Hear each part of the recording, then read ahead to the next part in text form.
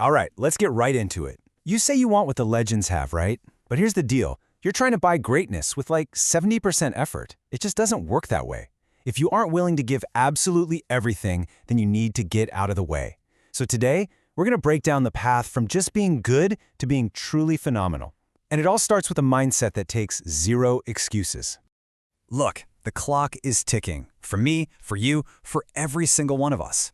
So many people die with this massive weight of regret because they were always waiting for tomorrow, a tomorrow that just never showed up. And this quote right here, it just nails it. You get one shot. That little dash on your tombstone between the day you're born and the day you die, that's it. So the real question you have to ask yourself is your life going to be a roar that echoes or just a pathetic little whisper? So how do you even begin to make that switch? How do you go from that whisper to a full-on roar?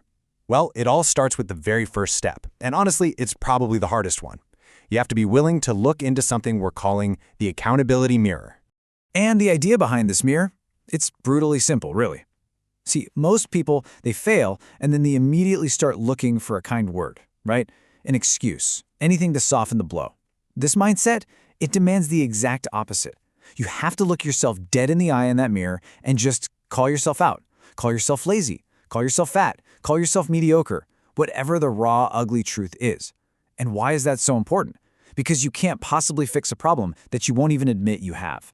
This really gets to the absolute heart of ownership. It's about accepting some fundamental truths. And listen close because this is crucial. Number one, nobody is coming to save you. Nobody. It doesn't matter whose fault it is that you're stuck in a hole. It is your job and your job alone to build the ladder to get out. Life, the universe, whatever you want to call it, it will only start to bend to your will once it knows, without a doubt, that you are serious. Okay, so once you've faced that mirror and owned your reality, what's next? Well, the next phase is all about becoming the architect of your future self. We call this living the manuscript. It's about literally living out the story of the person you plan to be. You know, Mike Tyson absolutely nailed this. He said, you have to be the champion before you ever become the champion. And let's be clear, this isn't about faking it till you make it. No, it's about embodying it. Success isn't some destination you just arrive at one day. It's a lifestyle you have to adopt right now, today. Your daily actions, your habits, they have to reflect the identity you're trying to build. And when you start to think this way, it creates this huge difference in how you live your life. So you have to ask yourself, are you just a follower, a puppet on a string, just waiting for life to happen to you? Or are you the architect, the one creating your own conditions, breathing your future self into existence with every move, and acting with total, deliberate intention? You stop being a passenger and you start designing the entire journey. Okay, so this architect mindset sounds great, right? But how do you actually start applying it? Well, the very first tactical advantage you can grab for yourself is by winning the morning. Period. This is one of those rules that is just simple and completely non-negotiable. When you win the morning, you win the day. It really does set the tone for everything else that's going to happen. But why does it matter so much, especially those insane early hours, like 3 a.m.? Well, for starters, you're gaining a massive tactical advantage. While your competition is hitting the snooze button for the 5th time, you are outworking them in the dark. But honestly, it's bigger than that. You're proving to yourself that you are in control. You're literally training your mind to be louder and stronger than your feelings, which are always going to be screaming at you to stay in that warm, comfortable bed. And that battle with your emotions, that leads us straight into a really critical idea for unlocking your real potential. It's called breaking the 40% rule, and it's all about learning to override your internal governor. So what's this 40% all about? Think about it like this. That moment when your mind starts screaming at you that you're done, that you have absolutely nothing left in the tank. You've hit your limit. At that point, you've probably only used about 40% of what you're actually capable of. So if it's not a real limit, what's stopping you? Well, it's this thing called the governor. It's basically your brain's built-in survival mechanism. The second you feel pain or discomfort, it just screams at you to stop. It creates this false ceiling on your potential.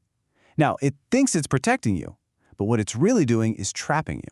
So how do you break past this thing? You've got to learn to fight back. First, you have to acknowledge the discomfort. Feel it. Don't run from it. Second, and this is the absolute key, you have to learn to talk to yourself instead of just listening to yourself. That whiny voice telling you to quit, that's you listening. You need to talk over it with logic. And third, when you hit that wall, just take one more step. Just one.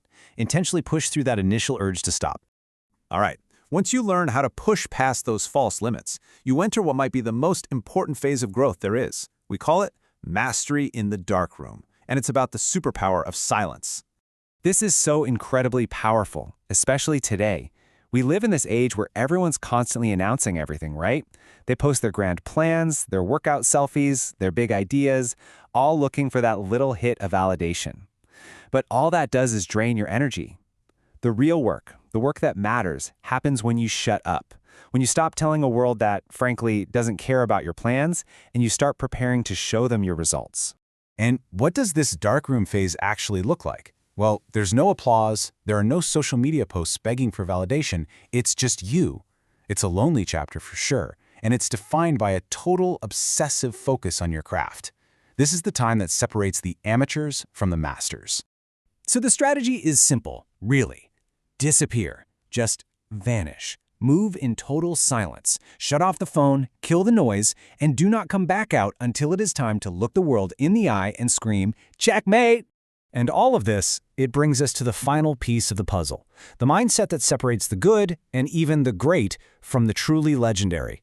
And that is the 120% phenomenal standard. You might be thinking, 120%? That doesn't even make sense. Well, here's why it does. Because 100% is the new average. It's just what's expected now. Good and great, those are crowded spaces. Everybody's giving their all. Phenomenal? That lives in the extra 20%. It's the effort you give after you already think you're done.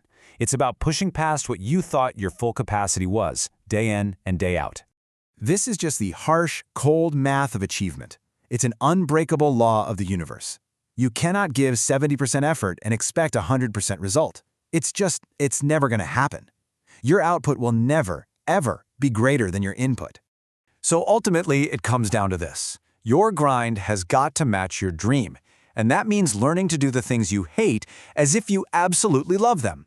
That right there is the ultimate definition of discipline. And please, don't look at this as some kind of punishment. Self-discipline is the highest form of self-love there is. It means you respect your future self enough to do the hard, miserable work today. You know, this whole conversation really comes down to one final dividing line. The world is absolutely packed with people who are just interested. They'll do the work, sure, but only when it's convenient. They'll show up when they feel motivated. But to be phenomenal, you have to be committed. And that means you show up no matter what. Period. And so we're going to end with the only question that really matters at the end of every single day. It's not about how much you got done or who noticed. It's just a simple, honest check-in with that person in the accountability mirror. And the question is this: did I get better today? And if the answer is no, stop making excuses. Tomorrow is not an option. Fix it today.